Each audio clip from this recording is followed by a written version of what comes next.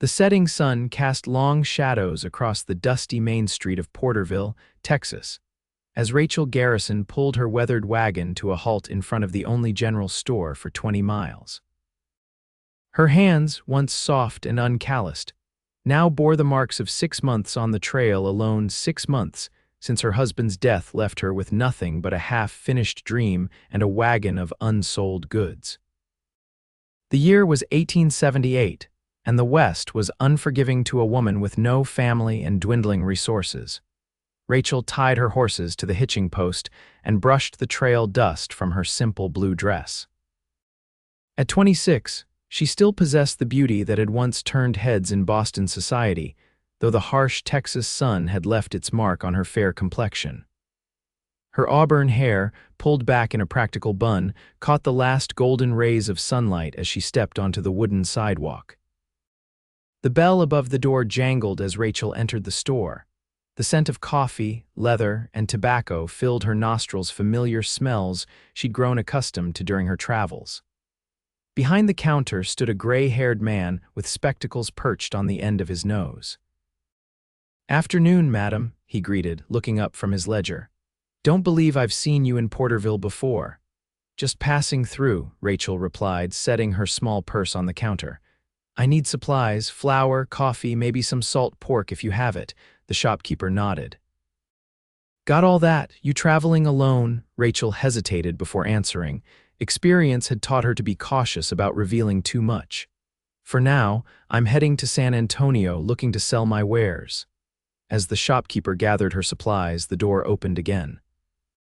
Rachel turned to see a young woman, perhaps 18 or 19 years of age, with honey blonde hair and determined blue eyes. She carried herself with the confidence of someone who knew her place in the world. "Afternoon, Mr. Peterson," the young woman called out. "Pa sent me to pick up those nails he ordered last week. They came in just yesterday, Miss Zoller. Your timing's perfect." Mr. Peterson disappeared into the back room. The young woman turned her attention to Rachel, giving her an appraising look. "New to town," Rachel nodded. "Just passing through. Rachel Garrison," she offered, extending her hand. "Emma Zoller," the girl replied, shaking Rachel's hand firmly. "My father owns the largest ranch this side of Porterville, the Double Z." Mr. Peterson returned with a package wrapped in brown paper. "Here you are, Miss Emma. Tell your pa that saddle he wanted should be arriving next week." Emma nodded and turned back to Rachel. "Where are you staying tonight, Mrs. Garrison?" "Miss," Rachel corrected automatically. "And I haven't decided yet. Is there a hotel in town?" Emma frowned. "There's the Wayside Inn, but it's not fit for a lady traveling alone. Too many ranch hands and drifters this time of year." She paused, studying Rachel. "You look like you've been on the trail a while." Rachel couldn't deny it. 6 months. My husband died near Amarillo. "I'm trying to reach San Antonio where his brother lives." Something softened in Emma's expression. "Well, you can't keep traveling tonight. It'll be dark soon, and there's been talk of bandits on the southern road." She seemed to make up her mind about something. "Why don't you come to the Double Z for supper? My pa's a good judge of character. If he thinks you're trustworthy, you can stay the night in our guest room." Rachel was taken aback by the unexpected kindness. "I wouldn't want to impose." "Nonsense," Emma interrupted. "Pa always says a Christian household never turns away a traveler in need. Besides," she added with a smile, "it gets lonely out there sometimes. It'd be nice to have another woman to talk to." Rachel considered the offer. The thought of a home-cooked meal and a real bed was tempting after months of hard travel. "That's very kind of you, Miss Zoller." "Emma, please," the young woman insisted. "And it's settled then. You can follow me out to the ranch once you've finished your shopping." True to her word, Emma waited for Rachel outside the store. As Rachel loaded her purchases into her wagon, she noticed a tall, broad-shouldered man approaching on horseback. The stranger tipped his hat to Emma with familiar ease.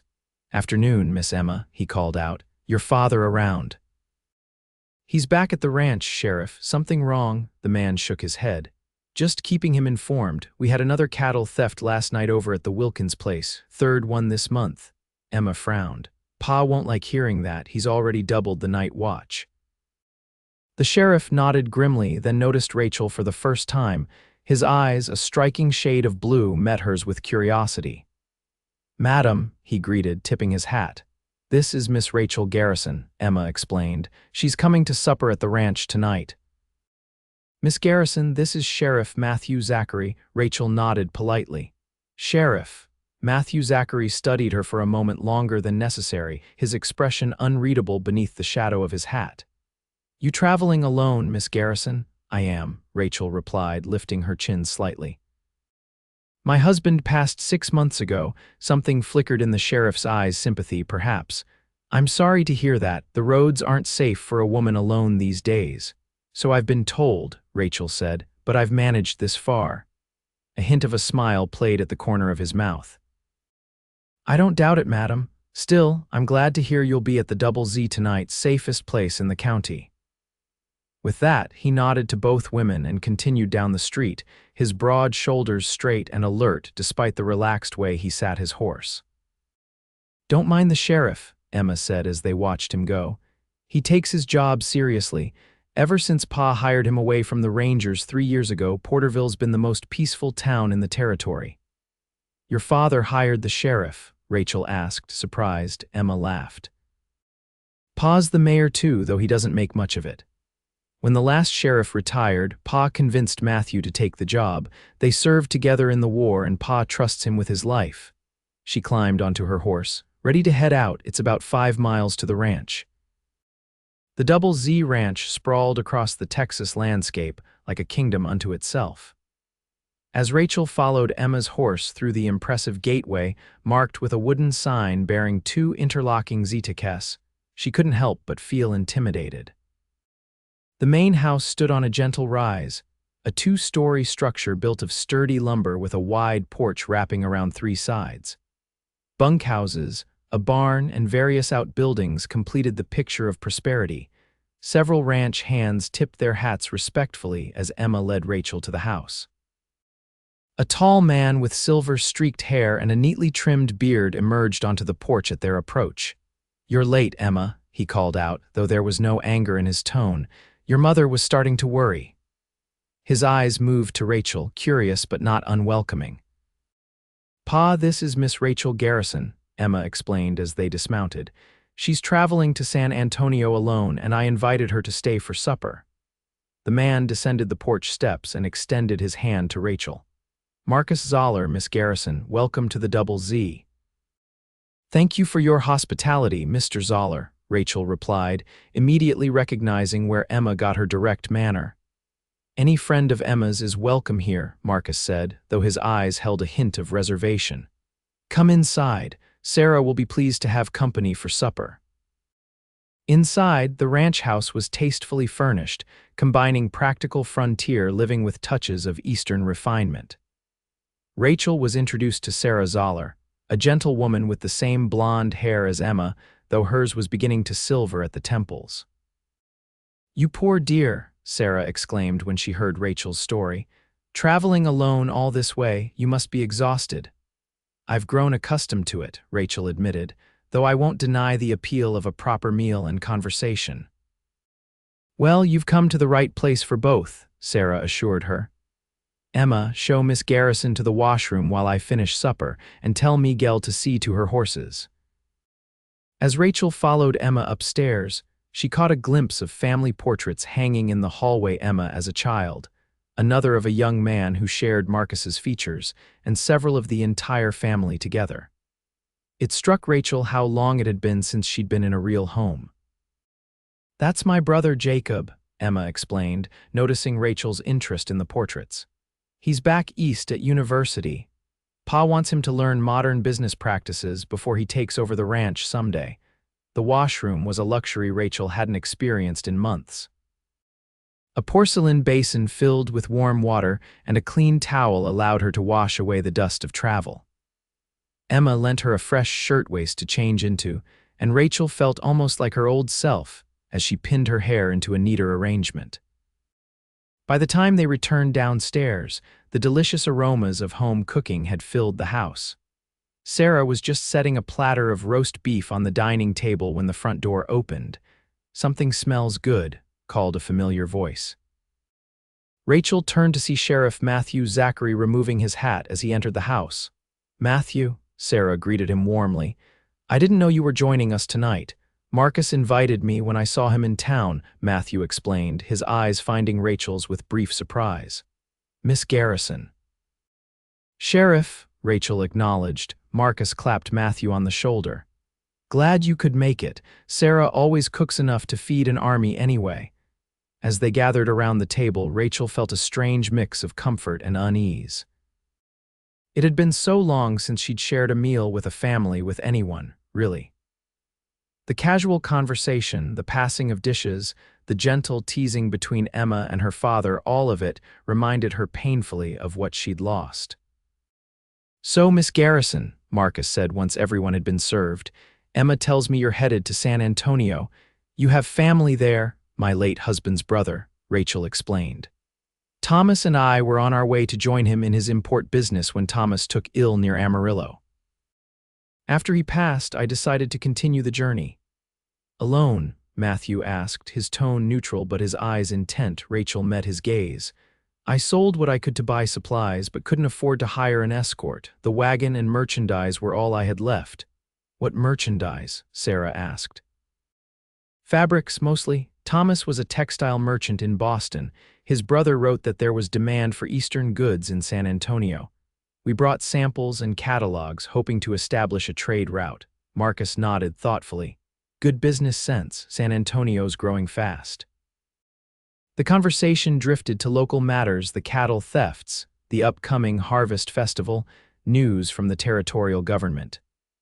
Rachel found herself relaxing, drawn into the comfortable rhythm of family discussion. After supper, as Sarah and Emma cleared the dishes, Marcus invited Rachel and Matthew to join him on the porch. The night air had cooled considerably, and Rachel accepted the light shawl Sarah offered before stepping outside. "Beautiful evening," Marcus commented, lighting a pipe. "Miss Garrison, I hope you don't mind me speaking frankly." "Not at all," Rachel replied. "The road to San Antonio is dangerous, especially for a woman traveling alone. There's been an increase in robberies lately, stagecoaches, lone travelers, even small homesteads. I wouldn't feel right letting you continue on without warning you." Rachel appreciated his concern but felt a familiar defensiveness rise. "I'm not naive, Mr. Zoller. I've faced my share of difficulties these past months." "I don't doubt your courage," Marcus said, "but courage won't stop a bullet." Matthew, who had been silently watching the darkening landscape, turned toward them. "Marcus is right. The gang that's been operating in this area is growing bolder. Just last month, they killed a family near Fredericksburg, husband, wife, and their ranch hand." A chill ran through Rachel that had nothing to do with the evening air. "What would you suggest?" "Stay here a few days," Marcus offered immediately. "The stage to San Antonio leaves twice weekly with an armed escort. It's safer than traveling alone." "That's very kind, but I couldn't impose." "It's not an imposition," Marcus insisted. "We have the space, and Sarah would welcome the company. Besides," he added with a wink, "Emma's taken a shine to you. She doesn't often get to talk with women who have seen more of the world than Porterville." Matthew nodded in agreement. "It would ease my mind as well, knowing you weren't on the road alone." Something in his tone made Rachel glance at him sharply. The sheriff was watching her with an expression she couldn't quite read, concern, certainly, but something else too. Something that made her pulse quicken slightly. Before she could respond, the door opened and Emma stepped onto the porch. "Ma wants to know if anyone wants coffee," she announced. Then, noticing their serious expressions, "Is everything all right?" "Just discussing Miss Garrison's travel plans," Marcus explained. Emma brightened. "Oh, are you staying with us for a while?" Faced with their collective concern, Rachel found her resolve weakening. The thought of another few days on the trail alone, constantly looking over her shoulder, was less appealing than she cared to admit. "Perhaps just for tonight," she conceded. "I'll consider the stagecoach option." Emma clapped her hands together. "Wonderful. I'll tell Ma to prepare the guest room." Later that evening, after Emma had shown Rachel to a comfortable bedroom with fresh linens and a view of the ranch yard, Rachel stood by the window watching the stars emerge in the clear Texas sky. The ranch was settling down for the night lights glowing in the bunkhouse windows, a ranch hand making final rounds of the corrals, the distant howl of a coyote. A movement below caught her attention. Sheriff Zachary was mounting his horse, preparing to ride back to town. Marcus walked him to the gate, the two men deep in conversation. Rachel couldn't hear their words, but something in Matthew's stance, the tension in his shoulders, the way he kept scanning the darkness beyond the ranch suggested concern. As Matthew rode away, Rachel found herself wondering about him. There was something in his manner that spoke of experiences beyond the badge. He wore a watchfulness, a contained energy that reminded her of the few rangers she'd encountered on her journey. When Emma knocked on her door to bid her good night, Rachel made her decision. "Emma, would your father's offer still stand if I stayed another day or two, just until the next stage coach leaves?" Emma's face lit up with genuine pleasure. "Of course, I was hoping you'd stay." She hesitated, then added, "Actually, Pa mentioned we could use some help with the accounts. Ma usually handles them, but her eyes have been troubling her lately. If you're good with figures, it might be a way to repay our hospitality without feeling like you're imposing." Rachel smiled, touched by the young woman's perceptiveness. "I kept all the books for my husband's business." "I'd be happy to help." "Wonderful," Emma exclaimed. "I'll tell Pa in the morning." She wished Rachel good night and closed the door behind her. Alone again, Rachel unpacked her nightgown from her travel bag. As she changed for bed, she realized it was the first time in months she hadn't slept with a loaded pistol within reach. The thought should have been comforting, but instead, it left her feeling strangely vulnerable. She fell asleep to the unfamiliar sounds of a household at rest, distant murmurs of conversation, the creak of floorboards, the soft ticking of a clock in the hallway. Her last conscious thought was of blue eyes watching her from beneath the brim of a sheriff's hat. The next morning, Rachel woke to sunlight streaming through curtains, real curtains, not the canvas of her wagon, and the smell of coffee and bacon. For a moment, she was disoriented, but then the events of the previous day came flooding back. She was at the Double Z Ranch, having accepted the hospitality of the Zoller family. After dressing, Rachel made her way downstairs to find Sarah in the kitchen, supervising a young Mexican woman as she prepared breakfast. "Good morning, Miss Garrison," Sarah greeted warmly. "I trust you slept well." "Better than I have in months," Rachel admitted. "And please call me Rachel," Sarah smiled. "Rachel it is then. This is Lucia, who helps me with the cooking and housekeeping." Lucia nodded shyly, continuing to flip corn tortillas on a cast iron griddle. "The men have been up for hours," Sarah explained, pouring Rachel a cup of coffee. "Marcus always says the ranch doesn't run itself. Emma mentioned you might be staying until the next stage coach, if that's truly not an imposition," Rachel said. "Emma suggested I might help with your accounts in exchange for your hospitality." Sarah's expression brightened. "Did she now? That girl has more sense than I sometimes give her credit for. My eyes aren't what they used to be, and the ranch ledgers have fallen behind." She gestured toward a small desk in the corner of the sitting room. "Everything's there: receipts, invoices, the ledger books. Marcus likes everything recorded properly, but neither of us has had time lately." "I'd be happy to help," Rachel said, relieved to have a way to repay the Zollers' kindness. After breakfast, Rachel settled at the desk and began organizing the pile of papers.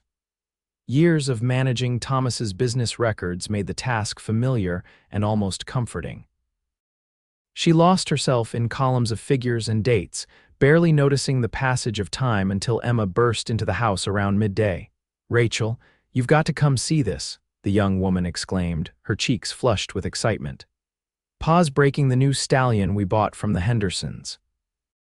"Even Matthew came out from town to watch." Rachel raised an eyebrow. "The sheriff is here again. He often rides out to the ranch," Emma explained. "He and Pa are like brothers, really. Besides," she added with a knowing smile, "I think he was hoping to see you before you leave." Before Rachel could question that surprising statement, Emma was pulling her toward the door. Outside, a crowd had gathered around the corral where a magnificent black stallion was rearing and bucking while a ranch hand clung determinedly to its back. Marcus stood at the fence, calling out encouragement. Beside him was Sheriff Zachary, his tall frame unmistakable even from a distance. As Rachel and Emma approached, Matthew turned and spotted them. For a brief moment, his eyes met Rachel's, and she felt an unexpected flutter in her stomach. "Morning, ladies," he greeted, tipping his hat. "Miss Garrison, I'm glad to see you took Marcus's advice about staying." "Just until the next stage coach," Rachel clarified. Matthew nodded, his expression revealing nothing. Smart decision. Inside the corral, the stallion gave a mighty buck, sending the ranch hand flying into the dirt. The crowd groaned in sympathy as the man picked himself up, dusty but unharmed. "That horse has the devil in him," Marcus commented, shaking his head. "Miguel, give someone else a turn." To Rachel's surprise, Matthew removed his hat and handed it to Marcus. "Mind if I try?" Marcus grinned. "Your funeral, Sheriff." Emma leaned close to Rachel's ear. Matthew was one of the best horsemen in the Rangers. This should be something to see. Indeed, as Matthew entered the corral and approached the snorting stallion, his movements were confident and unhurried. He spoke to the horse in a low, steady voice that Rachel couldn't quite make out. The stallion's ears flicked forward, interested despite its wariness. With remarkable patience, Matthew moved closer until he could touch the horse's neck. The animal trembled but didn't bolt. After several minutes of gentle handling, Matthew was able to slip a bridle over the stallion's head. "I'll be damned," Marcus muttered admiringly. When Matthew finally mounted, the stallion immediately began bucking again, but with less ferocity than before. Matthew rode the animal skillfully, anticipating its movements and staying centered in the saddle. Gradually, the horse's protests diminished until it was trotting around the corral under Matthew's guidance. "That's how it's done," Marcus called out as the ranch hands applauded. Emma nudged Rachel. "Impressive, isn't he?" Rachel couldn't deny it. There was something captivating about the calm confidence with which Matthew handled the powerful animal. When he finally dismounted and handed the reins to Miguel, there was respect in the ranch hand's eyes. As Matthew rejoined them, Rachel found herself saying, "You have quite a way with horses, Sheriff." "Old habit," he replied with a modest shrug. "My father raised horses in Kentucky before the war." "Matthew can gentle just about any animal," Marcus added, "or person for that matter. Makes him a good sheriff. He can talk sense into most troublemakers before things get out of hand." Matthew looked uncomfortable with the praise. "Not always," he said, his expression darkening slightly. "Speaking of which, Marcus, could I have a word?" The two men moved away, heads bent in conversation. Rachel watched them, noting the sudden tension in Matthew's stance. "Something's wrong," Emma murmured beside her. Sure enough, Marcus's expression had grown serious. After a brief discussion, both men headed toward the house, their long strides eating up the distance. "We should go back," Emma suggested. "If there's trouble, Pa will want everyone accounted for." Inside, they found Matthew and Marcus in the sitting room, their voices low but urgent. "Third raid this month," Matthew was saying. "The Petersons lost their entire north herd." "And you're sure it's the same gang?" Marcus asked. Matthew nodded grimly. "Same method. They hit at dawn, killed the herders, drove the cattle south." By the time anyone noticed, they had a half-day's head start. "What's happening?" Sarah asked, entering from the kitchen. Marcus sighed heavily. "Trouble, dear. The Peterson ranch was hit this morning. Cattle rustlers." Sarah's hand flew to her throat. "Was anyone hurt?" "2 ranch hands killed," Matthew confirmed, his voice tight. "Found them with their throats cut." Emma gasped, and Rachel felt a chill of fear.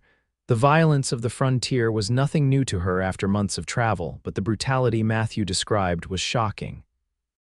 "I'm riding out with a posse tomorrow," Matthew continued. "Mayor Thompson is gathering men from town, and I've sent word to neighboring ranches." "Count me in," Marcus said immediately. "Me too," Emma declared.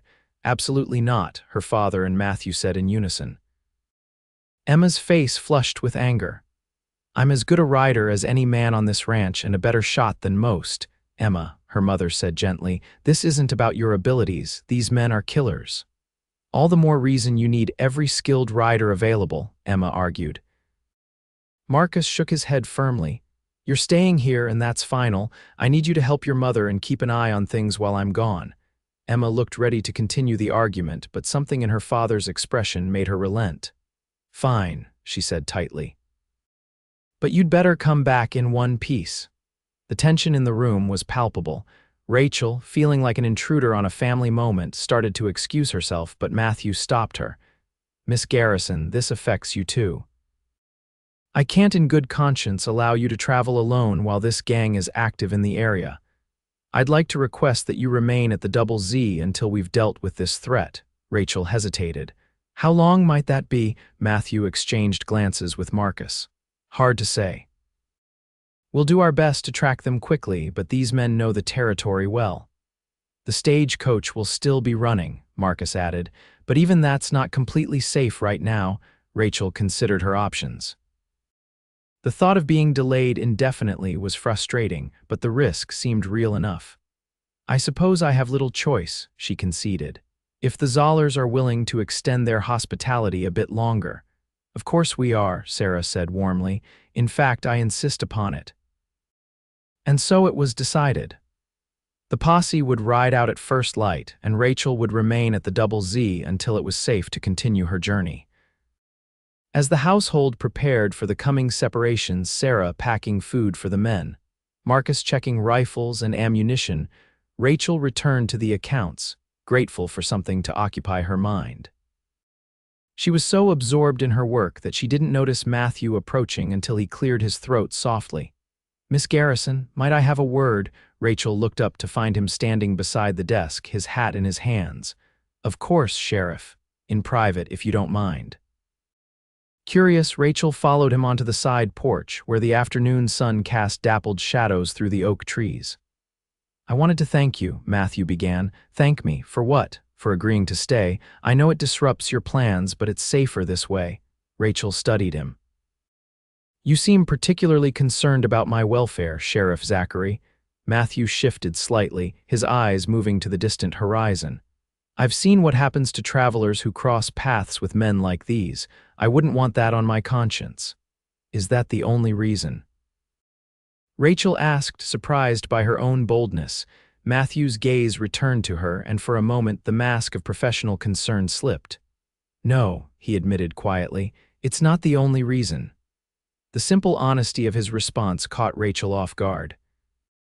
Before she could formulate a reply, he continued, "I lost my wife to frontier violence 5 years ago, Comanche raid while I was away with the Rangers. By the time I got home, she was gone." "I'm so sorry," Rachel said softly, understanding now the shadows she sometimes glimpsed behind his eyes. "It's why I took this job when Marcus offered it," Matthew explained. "Thought maybe I could prevent others from experiencing that kind of loss." He met her gaze directly. "When I saw you yesterday, traveling alone with that determined look in your eyes, it reminded me of things I'd rather forget." Rachel was touched by his candor. "My husband died of fever, not violence," she said, "but I understand loss, Sheriff, and I appreciate your concern, truly." "Matthew," he corrected gently, "if we're sharing confidences, you might as well use my name." "Matthew," she echoed, finding she liked the way it felt on her lips. A comfortable silence fell between them, broken only by the distant sounds of ranch life. Finally, Matthew spoke again, his tone lighter.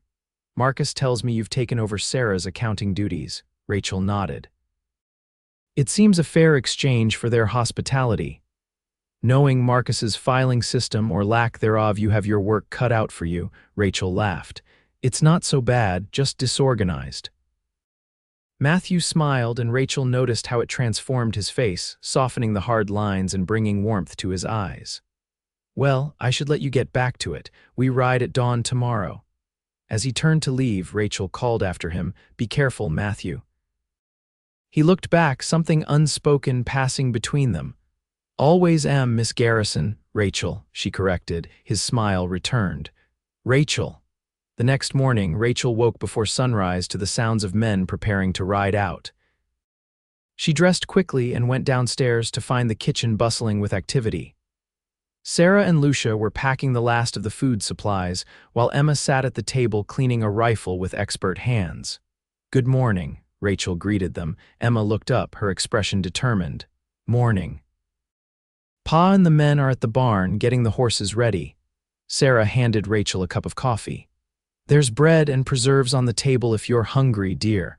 Rachel accepted the coffee gratefully, but found her appetite lacking. The gravity of the situation, armed men riding out to confront killers, weighed heavily on her mind.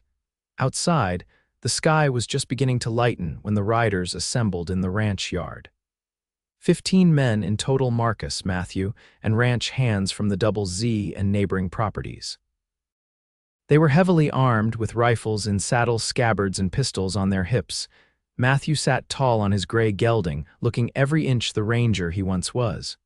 When he spotted Rachel on the porch, he guided his horse toward her. "We should be back within a week," he said. 2 at most. Rachel nodded, suddenly finding it difficult to speak. The danger he was riding into felt alarmingly real. "Keep an eye on Emma," he added in a lower voice. "She's headstrong and she doesn't always think before acting." "I will," Rachel promised. Matthew hesitated, then reached into his pocket and pulled out a small book. "Nearly forgot, I brought this for you. Thought you might enjoy it during your stay." Rachel accepted the book, a collection of poetry by Alfred Lord Tennyson. "Thank you," she said, genuinely touched by the gesture. Matthew nodded, his eyes lingering on her face as if memorizing her features. "Take care, Rachel. And you, Matthew." With a final nod, he rejoined the group. Marcus called out final instructions to Emma and Sarah, and then the posse rode out, a cloud of dust rising in their wake. Sarah wiped a tear from her cheek as the riders disappeared from view. "They'll be fine," she said, more to herself than to Rachel or Emma. "Marcus knows what he's doing." Emma's jaw was set in a tight line. "They should have let me go with them." "Your father was right to keep you here," Rachel said gently. "Someone needs to help protect the ranch while the men are away." This practical perspective seemed to mollify Emma somewhat. "I suppose you're right," she conceded.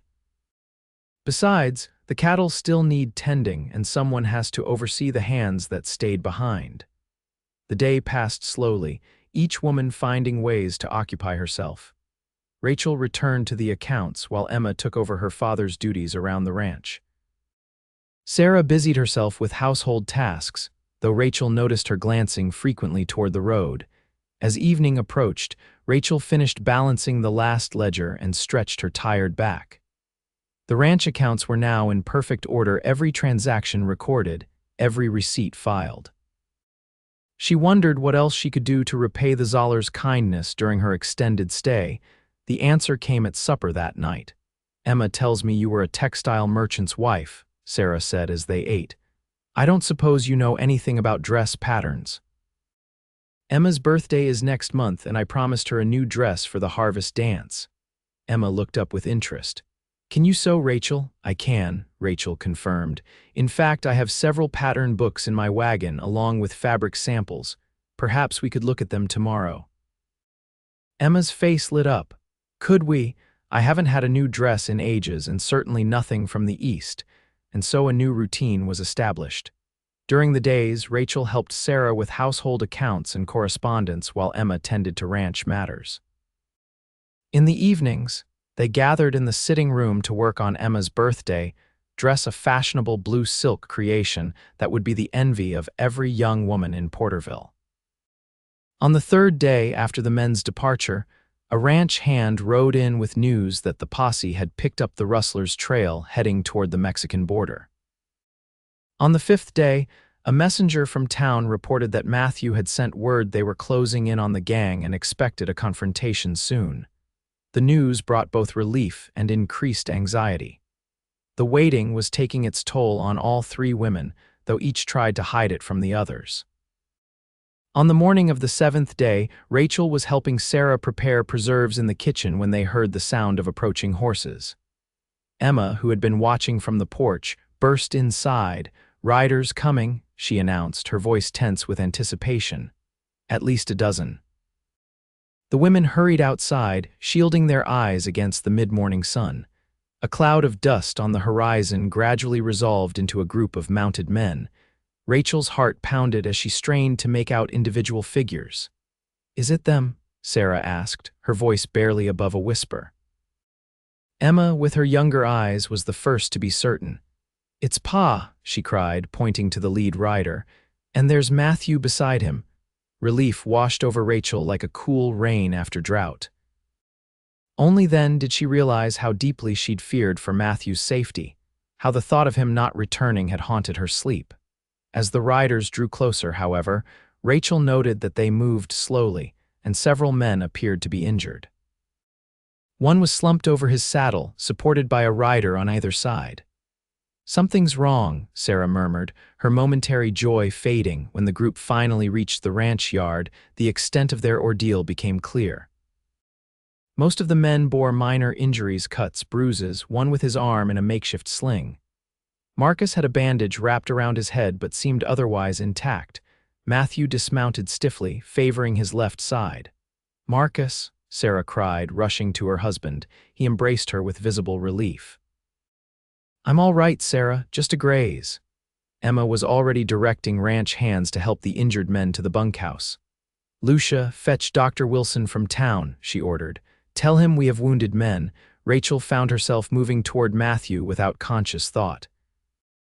"You're hurt," she said, noticing the dark stain on his shirt beneath his vest. "It's nothing," he insisted, though his face was pale beneath his tan. "Knife wound, already been cleaned and bandaged. You should sit down," Rachel urged, taking his arm. "Come inside." He didn't resist as she led him to the house, which told her more about his condition than his reassurances. In the kitchen, she helped him remove his vest and examined the bandage visible through his torn and bloodied shirt. "This needs to be changed," she stated, gathering clean cloths and hot water. "What happened out there?" Matthew grimaced as he settled into a chair. "We caught up to them near the border. 8 men, meaner than rattlesnakes and twice as deadly. They didn't surrender easy. Did you? Are they?" Rachel couldn't quite form the question. 3 dead, 2 wounded badly enough they won't cause trouble for a while. The rest escaped across the border. His eyes held a grim satisfaction. "We recovered most of the Peterson cattle and found evidence linking them to the other thefts. It's over, at least for now." As Rachel carefully removed the soiled bandage, she saw that the wound on his side was deeper than he'd admitted, a long gash that had been hastily stitched by inexperienced hands. "This could become infected," she said, cleansing the area gently. "You should let Dr. Wilson look at it when he arrives." Matthew watched her work, his eyes never leaving her face. "You have experience with wounds." "Some," Rachel admitted. "During the war, I volunteered at a military hospital in Boston." "A woman of many talents," Matthew murmured. Rachel felt her cheeks warm at the admiration in his tone. As she applied a fresh bandage, her fingers brushed against his skin, and she was acutely aware of his sharp intake of breath, whether from pain or something else. She couldn't be sure. "Dr. Wilson arrived an hour later and confirmed Rachel's assessment. The wound needed proper cleaning and new stitches, which he performed in Marcus's study. Afterward, he ordered Matthew to rest for at least 3 days, with no riding or exertion. "You can stay here," Marcus insisted when Matthew protested that he needed to return to town. "Deputy Jenkins can handle things for a few days. Besides," he added with a meaningful glance at Rachel, "I'd feel better knowing you're recovering properly." And so Matthew became a guest at the Double Z, occupying the room across the hall from Rachel's. That evening at supper, despite his obvious fatigue, he recounted the posse's pursuit and confrontation with the rustlers. The men had tracked the gang to a remote canyon near the border, where a fierce gunfight ensued. Marcus had been grazed by a bullet, while Matthew had been wounded during hand-to-hand combat with one of the outlaws. "If Matthew hadn't spotted their lookout, we might have ridden straight into an ambush," Marcus told them, his respect for the sheriff evident. "His ranger training saved lives out there." Matthew shrugged off the praise, but Rachel noticed the quiet pride in his eyes at Marcus's words. After the meal, while Sarah and Emma cleared the dishes, Rachel found herself alone with Matthew on the porch. The evening was pleasantly cool, with a blanket of stars spreading across the Texas sky. "How's your side feeling?" Rachel asked, settling into a chair beside him. "Better, thanks to your care," Matthew replied. "Dr. Wilson said your quick attention probably prevented infection." Rachel smiled. "I'm glad I could help." They sat in comfortable silence for a while, listening to the night sounds of the ranch. Finally, Matthew spoke again, his voice thoughtful. "You know, I've been wondering something since the day we met." "What's that? What made you decide to continue to San Antonio after your husband's death? Most women would have returned east to family." Rachel considered the question. No one had asked her that before, not directly. "I don't have family back east anymore," she explained. "My parents died years ago and I was an only child. Thomas's family is all in Texas now. Besides," she added softly, continuing the journey felt like honoring Thomas's dream. He believed so strongly in the opportunities here. Matthew nodded, his expression understanding. The West can be harsh, but it offers second chances to those willing to work for them. "Is that what brought you here? A second chance?" He smiled faintly. "Something like that. After Caroline, my wife, died, I couldn't bear to stay in our home. The Rangers gave me purpose, a way to channel my grief into something useful. And now, has being sheriff of Porterville provided the same purpose?" Matthew's gaze turned toward the starlit horizon. "It has, though lately I've been thinking it might be time for another change." Before Rachel could ask what he meant, the door opened and Emma stepped onto the porch. "Ma wants to know if either of you would like coffee or tea before bed." The moment of intimacy broken, Matthew rose carefully to his feet. "I should turn in, doctor's orders." As he bid them good night and went inside, Emma gave Rachel a knowing look. "He likes you, you know." Rachel felt herself blush. "We've barely known each other a week," Emma laughed. "Sometimes that's all it takes." "I've known Matthew since I was 14, and I've never seen him look at anyone the way he looks at you." Rachel didn't know how to respond to that observation. The possibility that Matthew might harbor feelings for her was both thrilling and terrifying. After losing Thomas, she'd resigned herself to a life of independence. The idea of opening her heart again hadn't seemed possible until now.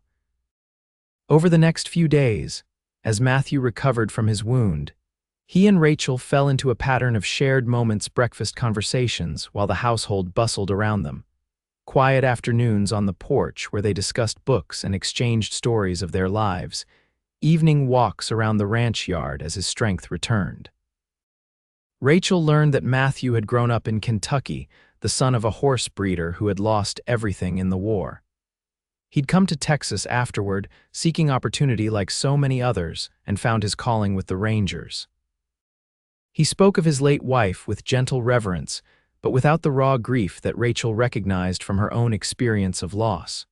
In turn, Rachel told Matthew about her childhood in Boston, her marriage to Thomas, and their dreams of establishing a business in the growing Texas territories.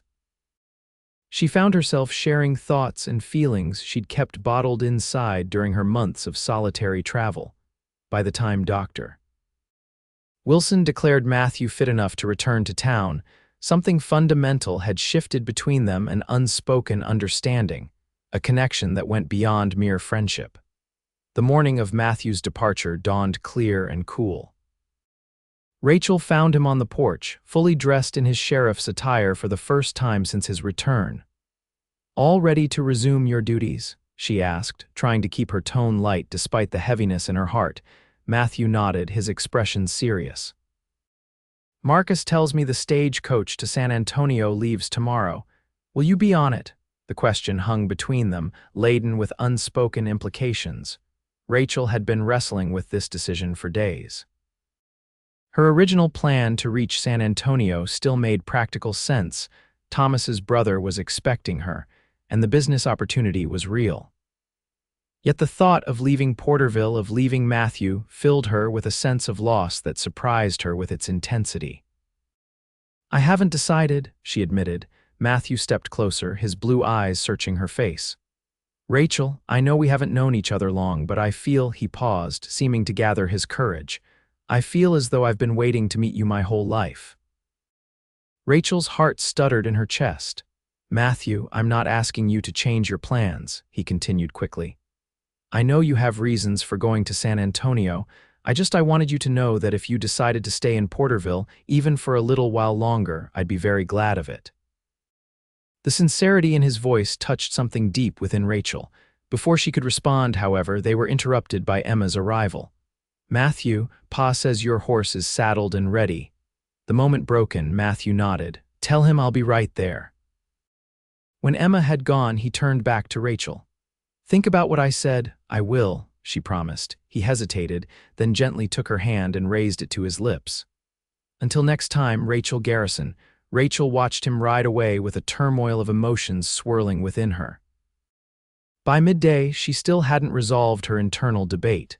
When Emma found her staring pensively out the sitting room window, the young woman approached with characteristic directness. You're thinking about staying, aren't you? Rachel turned, surprised by Emma's perception. Is it that obvious? Emma smiled. Only to someone who's been watching you and Matthew dance around each other for days. He's in love with you, you know. Emma, that's a very bold statement. But true, Emma insisted. And unless I'm completely mistaken, you have feelings for him too. Rachel couldn't deny it, though she tried to be cautious. Even if that were true, we've known each other such a short time, and I have commitments in San Antonio. Emma sat beside her. My parents knew each other for 3 weeks before they married. Pa says when it's right, you just know. She took Rachel's hand. Besides, San Antonio isn't going anywhere. Your brother-in-law would understand if you wrote to him explaining the situation. Rachel considered Emma's words. The young woman had a wisdom beyond her years sometimes. What situation would I be explaining exactly? Emma's eyes twinkled. That you've met someone special and need time to see where it leads. The idea was both exhilarating and frightening. Rachel had planned her journey to San Antonio for so long that altering course felt like abandoning Thomas's dream. Yet Thomas himself had always encouraged her to follow her heart. I need to think, Rachel said finally.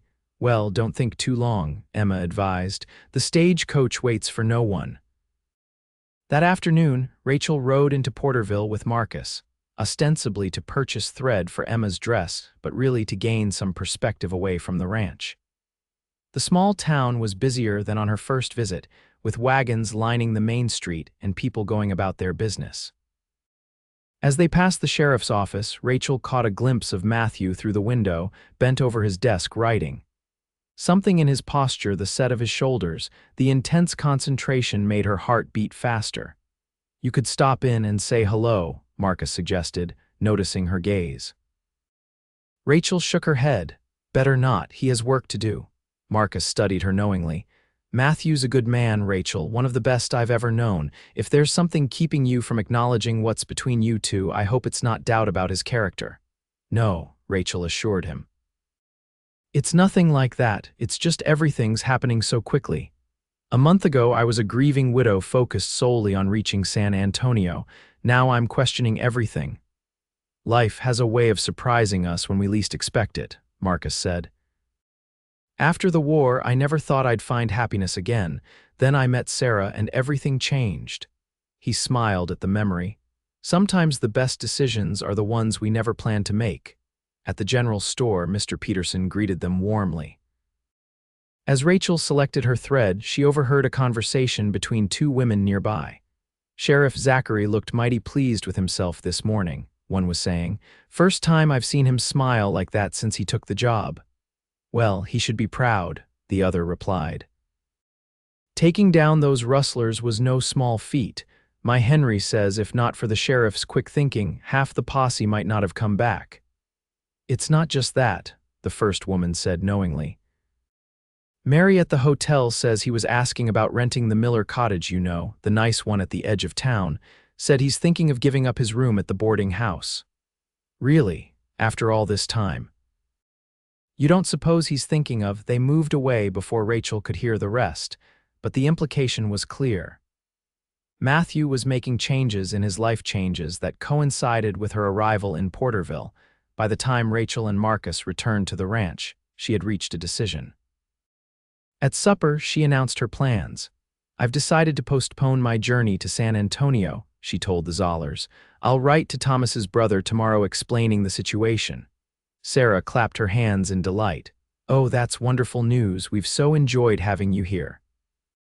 You're welcome to stay with us as long as you like, Marcus added. Emma's knowing smile told Rachel that the young woman suspected there was more to her decision than she was saying. After the meal, as they sat working on Emma's dress, Sarah broached the subject Rachel had been considering herself. You know, Rachel, if you're planning to stay in Porterville for a while, you might want to think about setting up a small business. Your knowledge of fabrics and fashions would be quite valuable here. Most women have to order from catalogs or make do with whatever limited selections Mr. Peterson carries. I've been thinking along similar lines, Rachel admitted. I have samples and contacts from Thomas's business. I could perhaps start modestly taking special orders and such. You could use the front room of the Miller cottage, Emma suggested innocently. It has good light and faces the main road. Rachel shot her a suspicious look. The Miller cottage? Yes, it's been vacant since old Mrs. Miller passed last winter. It's small but quite lovely with a garden out back. Emma, Sarah chided gently, don't meddle, but Emma was unrepentant. I'm just saying it would make a perfect shop and home combined, and it happens to be for rent. She gave Rachel a meaningful look. You should ask Matthew about it. I believe he was looking into it for someone. The following day, Rachel rode into town alone, her heart pounding with anticipation. She drafted her letter to Thomas's brother, explaining her decision to remain in Porterville for the time being. Now she needed to post it and perhaps have a certain conversation with the town sheriff. The sheriff's office was quiet when she entered. Matthew looked up from his desk, surprise and pleasure lighting his features when he saw her. Rachel, he said, rising quickly, this is unexpected. I hope I'm not interrupting anything important, she said, suddenly nervous. Nothing that can't wait. He gestured to the chair opposite his desk. Please sit down, Rachel remained standing. Actually, I was hoping you might walk with me. It's a lovely day. Something in her tone must have alerted him to the significance of her request. Of course, he said, reaching for his hat. They strolled down Porterville's main street, acknowledging greetings from townspeople who watched them with undisguised curiosity. Rachel was acutely aware of Matthew beside her, of the occasional brush of his arm against hers. I missed the stage coach this morning, she said when they reached the edge of town. Matthew glanced at her, his expression carefully neutral. I noticed. Will you take the next one? Rachel stopped walking and turned to face him. No, Matthew, I'm not going to San Antonio, not yet anyway. I've decided to stay in Porterville. The hope that dawned in his eyes was unmistakable. May I ask why? I think you know why, Rachel said softly. In the past 2 weeks, something has happened between us, something unexpected but very real. I'd like to see where it leads if you would. Matthew took her hands in his touch gentle but sure. Rachel Garrison, I've been hoping you'd say that since the day I met you. I know it's fast, and I know you're still healing from losing your husband. I don't expect anything you're not ready to give. I just want the chance to know you better, to see if what I feel growing between us is as real and lasting as I believe it is. Rachel felt a warmth spreading through her chest, a lightness she hadn't experienced in a very long time. I'd like that too. They continued walking, their hands still joined, until they reached a small, neat cottage set back from the road. A for rent sign hung from the white picket fence. Is this the Miller cottage Emma mentioned? Rachel asked innocently. Matthew looked surprised. Emma told you about it. She might have mentioned it would make a good shop and home combined. A flush crept up Matthew's neck. That girl doesn't miss much, does she? Rachel laughed. No, she doesn't. Were you really looking into renting it? I was, Matthew admitted. My room at the boarding house never felt like a home, just a place to sleep. After what happened with the Rustlers, I realized life's too short to keep putting off making a real home for myself. He paused, then added quietly, and perhaps I was hoping it might someday be a home for more than just me. The implication sent a flutter through Rachel's stomach.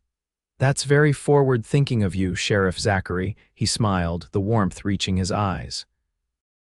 I prefer to think of it as optimistic, he gestured toward the cottage. Would you like to see inside? I have the key. The cottage was charming: 2 bedrooms, a cozy sitting room, and a kitchen with an actual cast iron stove. The front room, as Emma had suggested, had excellent light and a large window overlooking the street. It would make a lovely shop, Rachel mused, imagining fabric samples displayed in the window, a small counter for conducting business, perhaps a sewing area in the corner. "Is that something you'd want to pursue?" Matthew asked. "Opening a shop here," Rachel nodded. "I think so. There's clearly a need, and it would allow me to use my experience. I have enough samples and catalogs to start taking special orders immediately." "Then you should do it," Matthew encouraged. "Porterville could use more businesses, especially ones catering to the ladies." As they explored the rest of the cottage, Rachel could almost see herself living there, arranging her books on the built-in shelves, placing fresh flowers on the kitchen table, sitting on the small back porch in the evenings. It felt right in a way nothing had since Thomas's death. When they returned to the front room, Matthew turned to her, his expression serious.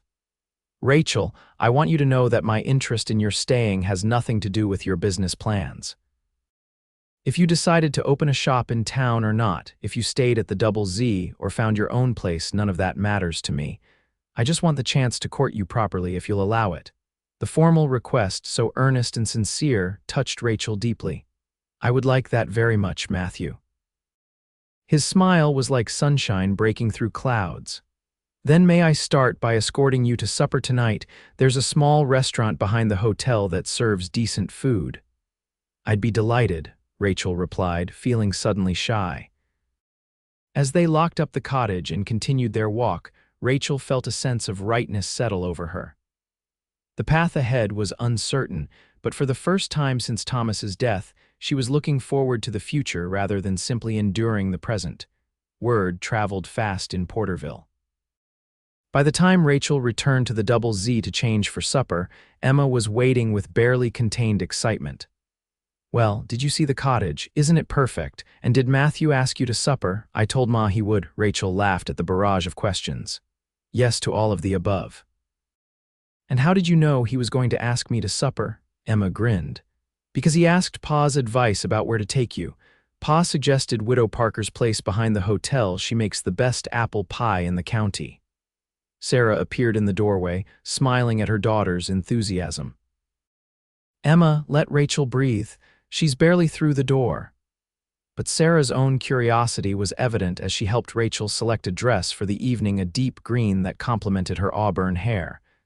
"The cottage really is lovely," she commented as she pinned up Rachel's hair.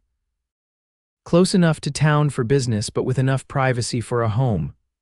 "I'm just renting it for the shop," Rachel clarified, though the blush on her cheeks suggested she'd considered other possibilities. "Of course," Sarah said, her knowing smile matching her daughter's. "For now." Matthew arrived at the ranch just as the sun was setting, wearing a clean shirt and his best vest, his badge polished to a shine. When Rachel descended the stairs, the admiration in his eyes made her heart skip. "You look beautiful," he said simply. "Thank you," Rachel replied, accepting his offered arm.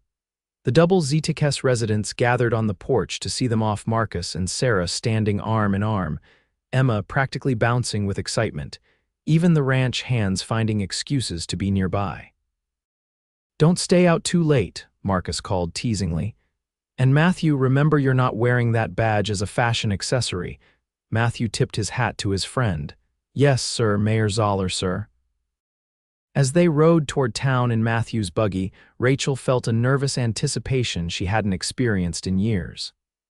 "I feel like everyone is watching us," she confessed. Matthew chuckled. "They probably are.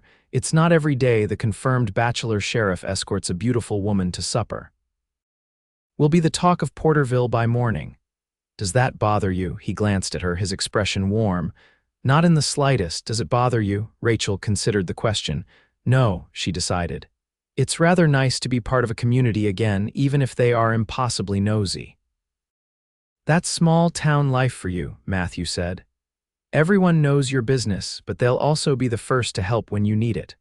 Widow Parker's restaurant was indeed small but charming, with checkered tablecloths and candles on each table. The proprietress herself greeted them with evident delight. "Sheriff Zachary? And this must be Miss Garrison I've been hearing about. Welcome to my establishment. I have your table ready, the best in the house."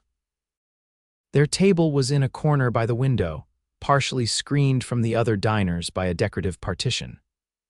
Matthew held Rachel's chair for her, and the simple courtesy reminded her of how long it had been since anyone had treated her as something other than a widow or a traveler. The meal was delicious roast chicken with vegetables from Mrs. Parker's garden, fresh bread still warm from the oven, and the promised apple pie that lived up to Emma's praise. Throughout the evening, Rachel found conversation with Matthew effortless, moving from serious topics to light-hearted observations with natural ease. "Tell me about your plans for the shop," Matthew said as they lingered over coffee. Rachel outlined her ideas, a modest beginning, taking special orders for fabrics and notions not available locally, perhaps expanding to ready-made items and sewing services if business warranted. "There's a real opportunity here," she explained. "From what I've seen, the women of Porterville are eager for more options than Mr. Peterson's limited selection. They'll be lining up at your door," Matthew predicted, "especially once word gets out that you can provide the latest Eastern fashions." The confidence in his voice bolstered Rachel's own. "I'll need to write to Thomas's contacts in Boston and New York, establish credit with the suppliers. There's a lot to arrange. You'll manage it," Matthew said with certainty. "You're the most capable woman I've ever met." The simple compliment warmed Rachel more than the coffee. "Thank you for believing in me."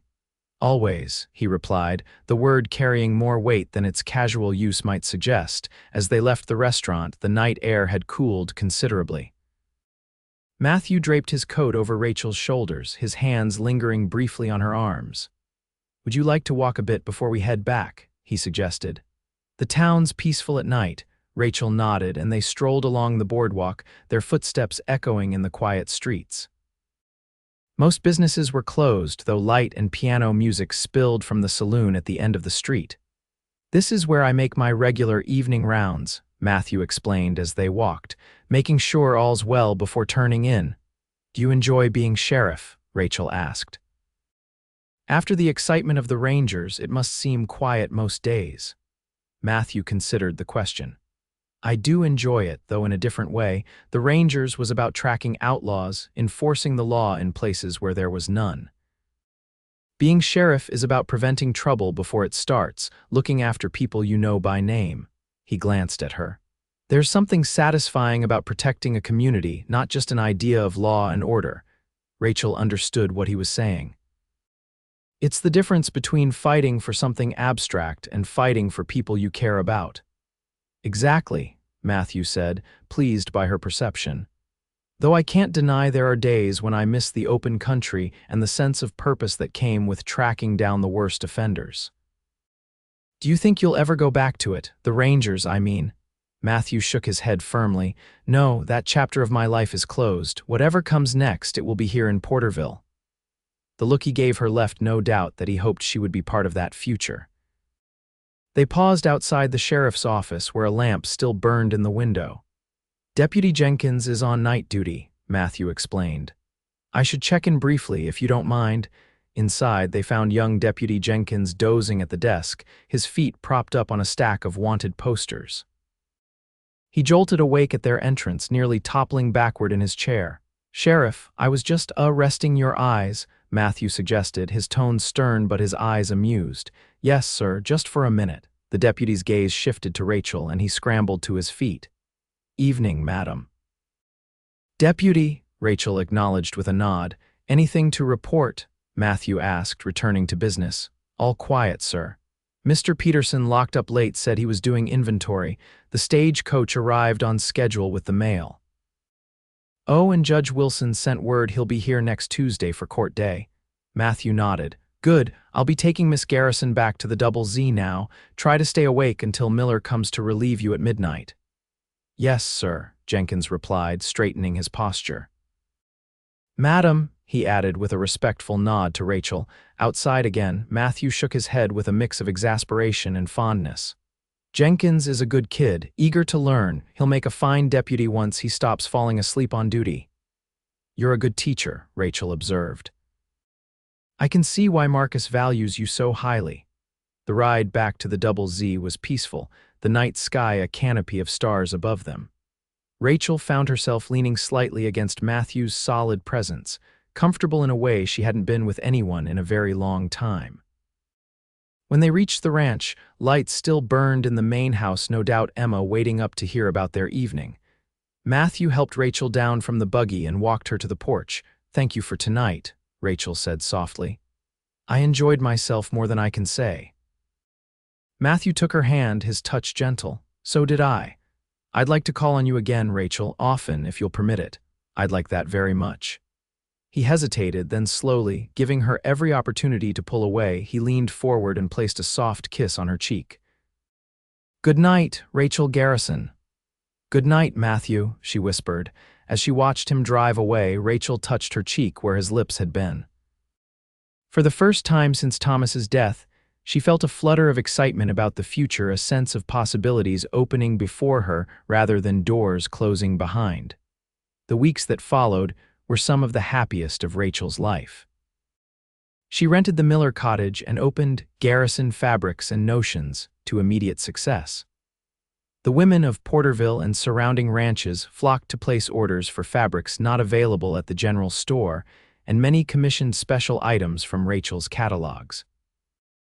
Matthew called on her regularly, escorting her to church on Sundays and to supper several evenings a week.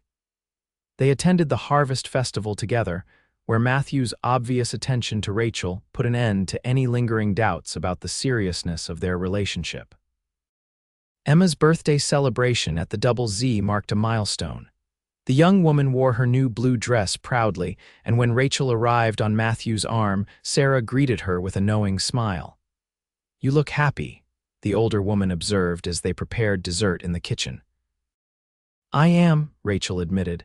"Happier than I ever expected to be again." Sarah squeezed her hand. "I'm glad. You deserve it, my dear, and so does Matthew." After the birthday dinner, as the family gathered on the porch to enjoy the cool evening air, Marcus raised his glass in a toast. "To Emma on her 19th birthday, may this year bring you all the joy and adventure you seek. And perhaps a suitable young man," Sarah added with a twinkle in her eye. Emma groaned. "Ma, I'm not looking for a husband yet." "Your mother and I were married when she was your age," Marcus pointed out. "Times are different now, Pa," Emma retorted. "Besides, I'm too busy learning the ranch business to think about Beau," Marcus chuckled. "Fair enough, just don't wait too long or all the good ones will be taken." He winked at Rachel.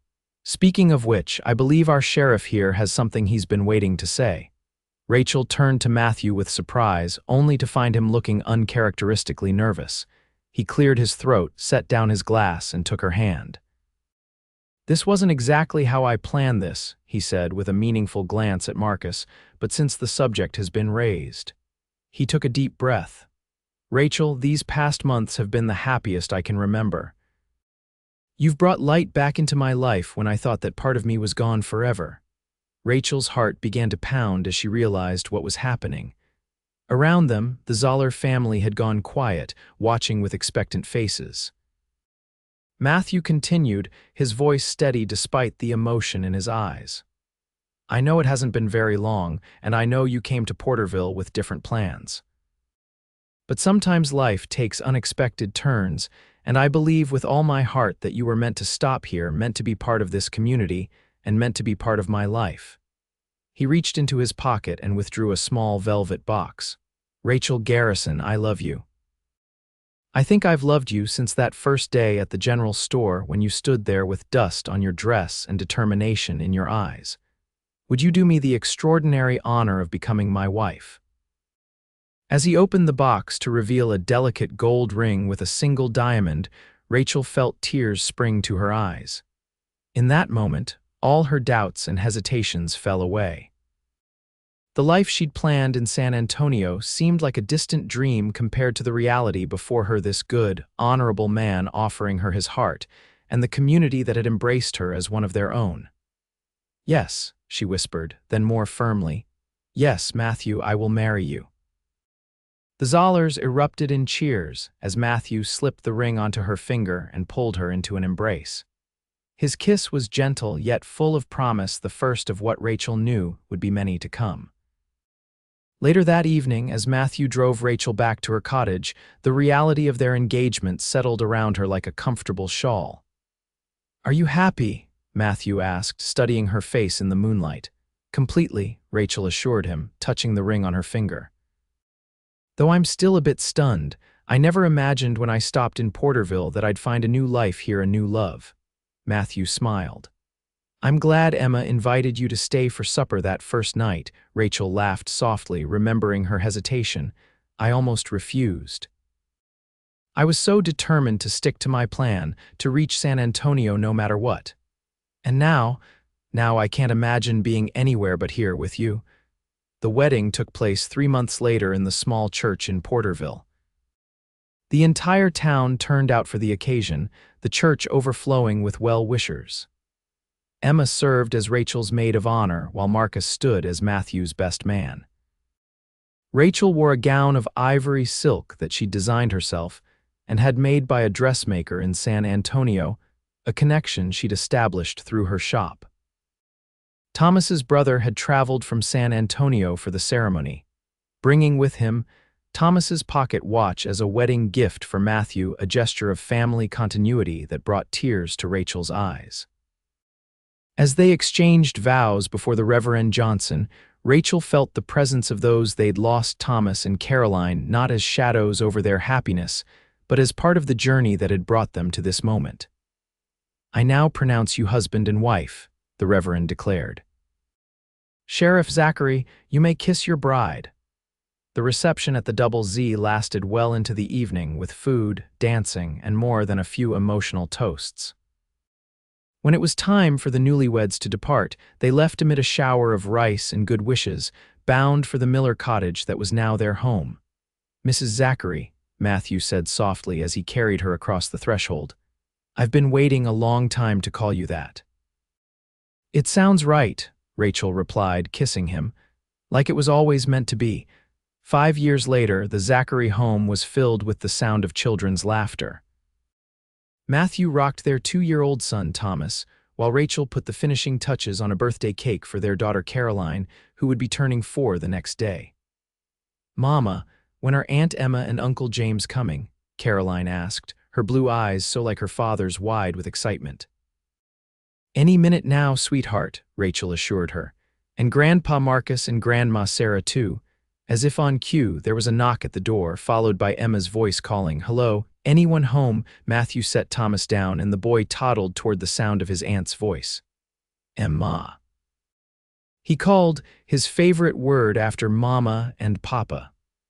Emma entered the kitchen with Thomas in her arms, her husband James following with a wrapped gift. At 24, Emma had grown into a confident young woman who, along with James, now managed much of the Double Z operations while still finding time to help with the school she'd helped establish in Porterville. "Something smells wonderful," Emma declared, kissing Rachel's cheek. "Caroline, you're going to love the present Uncle James and I brought you." Caroline bounced with anticipation. "Can I open it now?" "Tomorrow, young lady," Matthew said firmly. "Birthday presents are for birthdays." The little girl pouted but didn't argue. She knew her father's sheriff voice when she heard it. Soon Marcus and Sarah arrived, completing the family gathering. Though Marcus had more silver in his hair now, he was still a commanding presence, respected throughout the county. Sarah had finally convinced him to reduce his workload, letting Emma and James take on more responsibility at the ranch while he focused on his duties as mayor. As they gathered around the table for the pre-birthday supper, Rachel looked at the faces of those she loved, her husband, her children, the Zollers who had become family in every way that mattered. The shop was thriving, now expanded to include a dressmaking service that employed 3 local women. Matthew continued to serve as sheriff, though he'd trained Deputy Jenkins well enough that he could take time off to be with his family without worry. Life wasn't perfect. There were still cattle thieves to catch, occasional drought to contend with, and the everyday challenges of raising children on the frontier. But it was a good life, rich with purpose and love. Later that night, after the guests had gone and the children were asleep, Rachel and Matthew sat on their back porch, enjoying the peace of a Texas evening. "Happy?" Matthew asked, his arm around her shoulders. Rachel nodded, leaning into his embrace. "Very." "You know what I was thinking about today?" What's that? That first night at the Double Z when Emma asked me to stay for supper. If I'd said no, if I'd continued on my way, Matthew kissed the top of her head.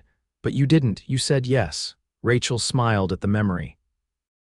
Actually, I believe what I said was, I reckon I could for one more night, Matthew chuckled. One night that turned into forever. I'd say that was the best decision you ever made. Rachel turned her face up to his. The second best. And the first, saying yes to you, Matthew Zachary. That was the best decision I ever made. As his lips met hers in a tender kiss, Rachel knew with absolute certainty that he was right. What had begun as a chance encounter in a small Texas town had become the greatest adventure of her life, an adventure of love and family that would continue for all their days to come.